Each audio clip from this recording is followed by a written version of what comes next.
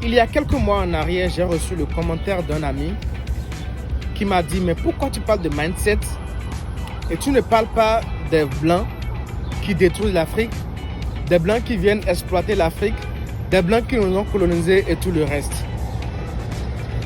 Je voudrais faire cette vidéo pour vous montrer l'importance du mindset dans le développement de l'Afrique. Let's go!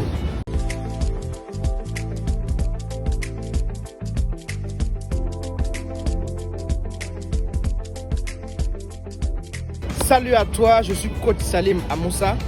Sur cette chaîne, nous parlons de développement personnel. Nous parlons de différentes astuces que tu peux mettre en place pour amener ta vie à un niveau supérieur. Parce que nous croyons qu'il faut savoir avant d'être, être avant de faire et faire pour avoir. Si c'est une thématique qui t'intéresse, alors abonne-toi et clique sur la cloche de notification afin de ne rater aucune de nos prochaines vidéos. Alors, pourquoi tu parles de mindset et tu ne parles pas de la France qui détruit l'Afrique? Tu ne parles pas de l'Occident qui vient exploiter les matières premières africaines et tout le reste. C'est une remarque pertinente, mais la réalité est là aujourd'hui.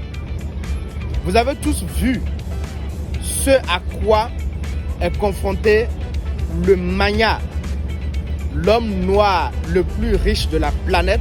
Je veux parler de Aliko Dangote. Quelqu'un qui a mis 20 milliards de dollars pour créer une raffinerie de pétrole dans son pays. Et aujourd'hui, le NNPCL, Nigeria National Petroleum Corporation Limited, dit que sa raffinerie produit du carburant de mauvaise qualité. Secondo, qu'ils ne peuvent pas lui octroyer de la matière première pour faire tourner son industrie. Or, ils ont une part d'action dans l'entreprise. C'est terrible ce qui se passe. Et cela montre qu'en réalité, si nous nous occupons tous les jours de la France, de l'Occident, c'est que nous sommes en train de passer à côté du problème de l'Afrique. Comment est-ce que des Africains peuvent aller jusqu'à ce point de destruction de leurs frères si ce n'est pas un problème de mindset? Il faut corriger la tête, disait quelqu'un. Il faut corriger notre manière de voir les choses. Il faut que nous quittions cette manière de penser qui veut que tant que ce n'est pas dans ma poche que ça rentre, alors tout peut capoter.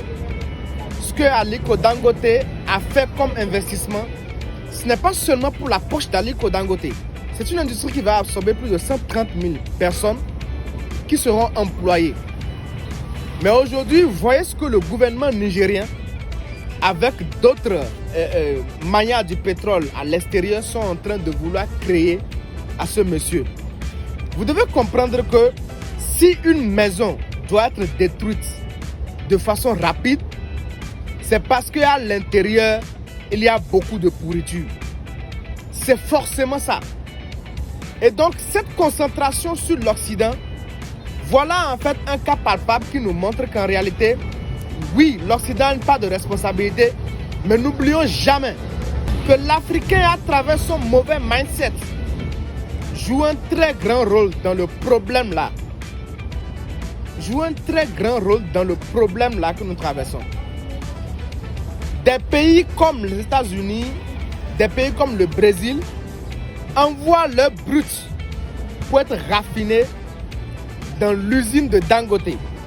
Mais le Nigeria refuse de lui donner son brut sous prétexte, entre griffes, que ce qu'il produit comme produit fini n'est pas de bonne qualité.